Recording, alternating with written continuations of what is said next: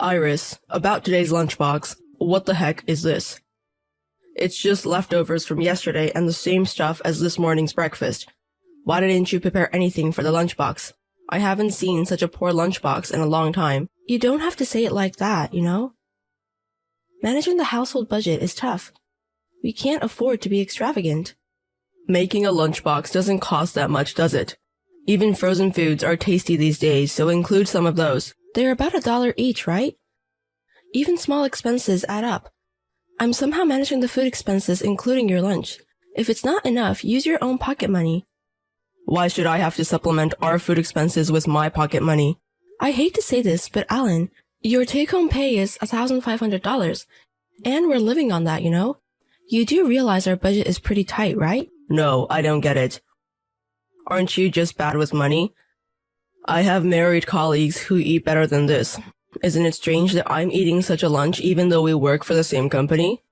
Isn't that because their wives work part-time or they get help from their parents? I wonder if it's okay for me to start working now. Even if it's not full-time, I think I can handle a part-time job. Is it okay if I say something to your mom? That's why I want you to be on my side, Alan. I understand that your mom opposes me working, but we can't go on like this. Who's going to take care of my mom's shopping and doctor's appointments? My mom lives alone. Iris, her daughter-in-law, should be able to handle that. Even if I get a part-time job, I can still do pick-up and drop-off. My mom tends to contact us suddenly. I want you to be ready to act immediately. Can't you ask her to wait a bit? Then I could work and we'd have more room in our budget. No way. My mom wouldn't listen to me. And if you start a part-time job, she might start contacting me instead. My mom believes a wife should be at home. Then can you save a little more, Alan? You're shopping with credit cards apart from your pocket money, aren't you? We're running a deficit every month because of those payments. But we're getting by, aren't we? That's because I'm dipping into my savings from when I was single. If we have savings, we'll be fine, right? What are you talking about? This money is mine. It doesn't matter whose money it is now that we're married, does it? It does matter. And I want to keep it for emergencies. Is it now the emergency? By emergency, I mean in case of illness or some urgent situation. If you're opposed to me working, at least try to save. I'm already doing my best to save. I've even cut down to less than a pack of cigarettes a day. So, you're not considering quitting? There's no way I can quit smoking. You could also put more effort into our lunches and regular meals, Iris. I'm the one who's working hard every day. Shouldn't you think more about taking care of me? Alan, what's this $1,000 bill on the credit card? Sorry. I ended up buying something I needed. You know your salary is $1,500, right? What am I supposed to do with the remaining $500? That's your job, Iris. Once the rent is paid, there's nothing left. How am I supposed to deal with that? What do we do? Can we use your savings? Please don't rely on my savings. Besides, there's not much left in my savings. I've told you over and over that our budget is tight. Why do you do this? You're so annoying. It's okay once in a while, right? I'm the one who's working. I want to work too if you'd let me. I'm tired of worrying about money every month. Alan, you have your pocket money, but I don't have anything each month.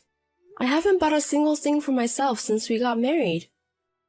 When we got married, we promised to support each other. My salary is going to increase a bit next year, so don't get all worked up. We're talking about now, not next year. Seriously, stop it. You're going to pay for this credit card bill. What? You know I can't afford it. Then why did you use it? Did you use it because I told you about my savings from when I was single? It's not exactly that, but stop calling me while I'm at work. It's your fault, isn't it? Me? Huh? It's you who can't manage money, isn't it? No matter how you look at it, our finances aren't balanced. I don't want to talk about money anymore. Yes, that's it. End of story. Wait, it's not over yet. When you get home, we'll talk it through again, alright? Iris, if we argue about this at home, I'll lose my temper. Got it? Why does it always end up like this? Our meals are so modest every day because you can't handle money, right? I'm working hard, yet all you do is complain. You're the one not doing anything. Don't you dare talk to me about money again. It's all because you spend too much, isn't it? What else do you want me to do? That's your job to think about it. There are even people on the internet and TV who live on $100, you know? You're lacking creativity, that's all. Don't just blindly accept that. I'm saying most of it is gone just paying rent. You're so annoying. Enough already. I'm not coming home tonight. Huh? Where are you going? To my mother-in-law's place? Enough already. I don't want to talk to you anymore. Alan, I went to the bank earlier. There was no paycheck deposited. You're not late on your paycheck, are you? About that. I already withdrew it. What? Why? Were you planning to hand it to me later? No, not that.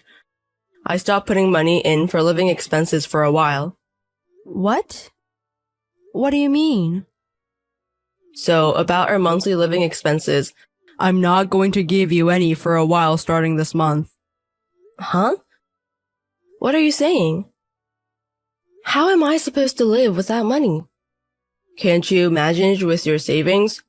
You're seriously saying that? I told you my savings are running low, didn't I? But you still have some, right?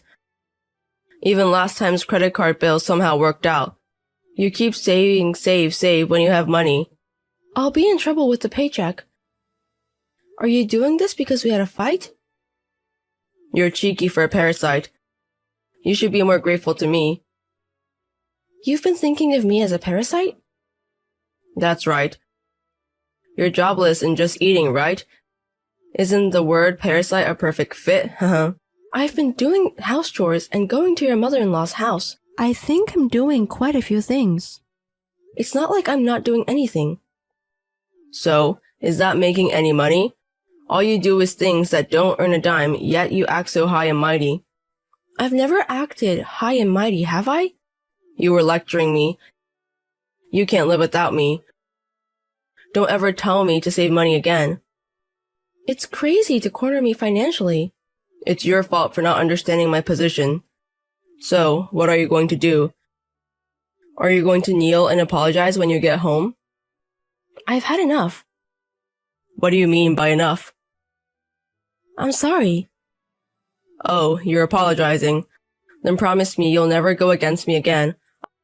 I'm looking forward to coming home today. Depending on your attitude, I'll think about whether to give you the paycheck. Hey, Iris. Why aren't you home? You didn't even prepare dinner. Did my mother-in-law call you over or something? No, not that. I left the house. Huh? Weren't you supposed to apologize? I've done everything I can.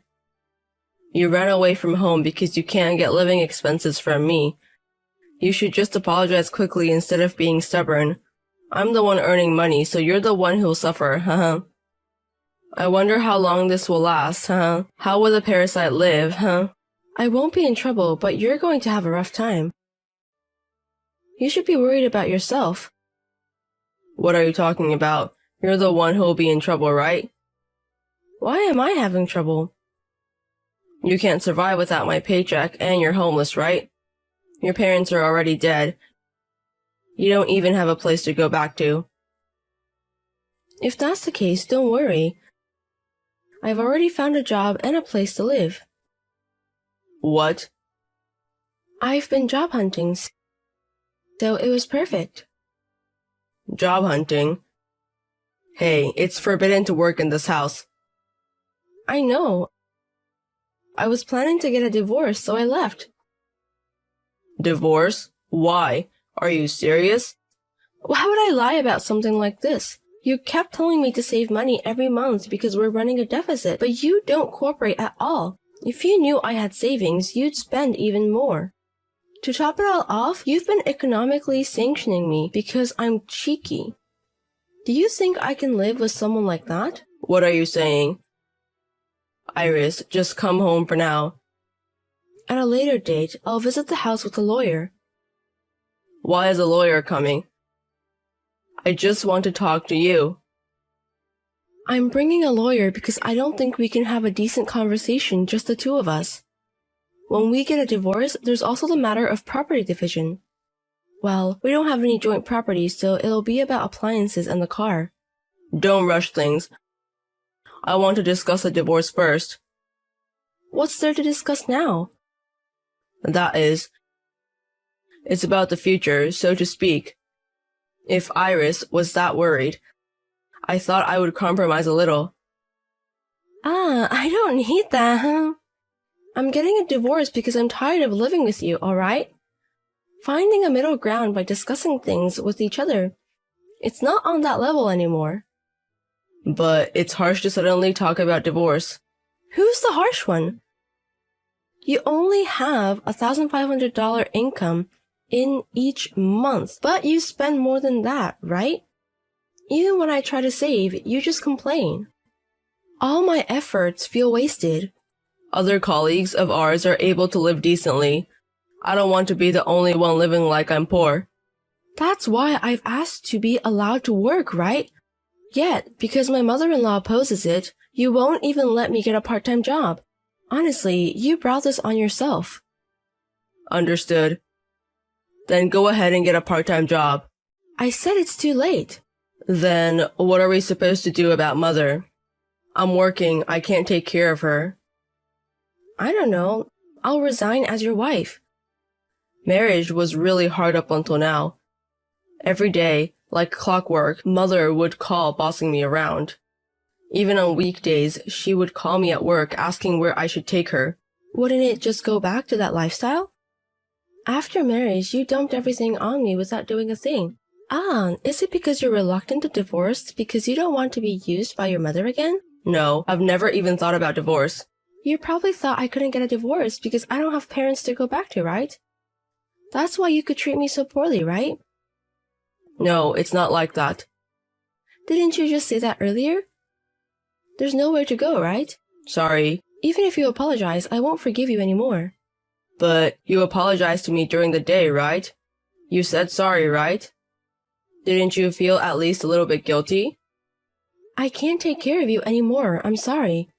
That's what I meant. Iris, do you really want a divorce? Because of all the things that have happened? Plus, Alan, you can do as you please without me, right? No more nagging lectures from me, right? No, I'm bad at managing money. See? You just wanted to dump all the troublesome things onto me, right? I don't want to be with a husband who doesn't value me. From now on, I will value you. I'll save money and I won't side with my mother but protect you, Iris. That's what I wanted during our marriage. But I'm glad I got to know your true colors early on.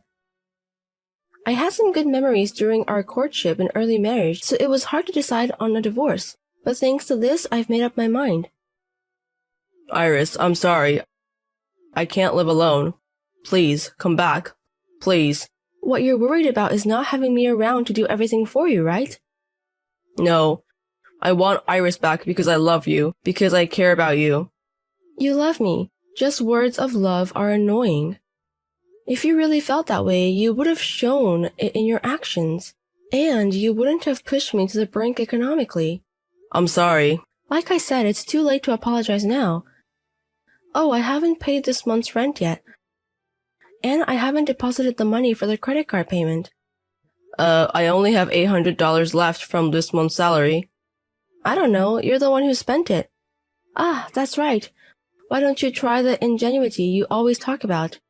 You can live on $100 a month, right? You should try your best. He kept reaching out, insisting he didn't want a divorce. But my feelings weren't about to change. When I told him I was ready to seek mediation if he wouldn't agree to divorce, he begrudgingly signed the divorce papers. There were no savings for us to divide, but I managed to get some of the appliances and the car we bought when we were newlyweds. Afterwards, my ex-husband gave up on renting his own place and moved back to his mother's house, his childhood home. Since then, he's been swamped with looks after his mother and housework, leaving no time for himself.